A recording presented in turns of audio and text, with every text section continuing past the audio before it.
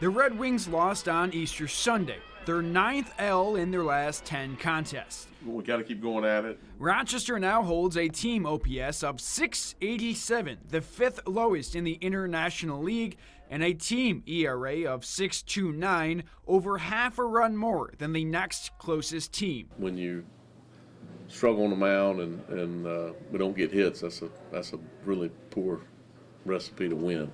But it hasn't all been blue for the Red Wings. Catcher Drew Malas rocks an .872 OPS, 26th in the IL, while Nats' third-ranked prospect Brady House isn't far behind him in 34th. You want those guys that are the guys to drive in runs and impact the baseball, to give us a little breathing room. So with just 4 wins on the season, the Rochester Red Wings remain in last place of the International League. But the good thing about baseball is the games just keep on coming. Rochester will head down I-90 to take on the Buffalo Bisons for a 6-game set this week, hoping to turn this season around 1 game at a time.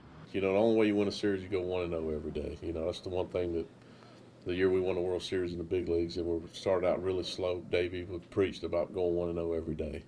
And it makes a lot of sense to go, and you gotta execute the day, and you gotta win the day, and that's what we're gonna have to do to kind of get on a roll to kind of play some better baseball. And to be fair, Rochester's next opponent isn't much better than them.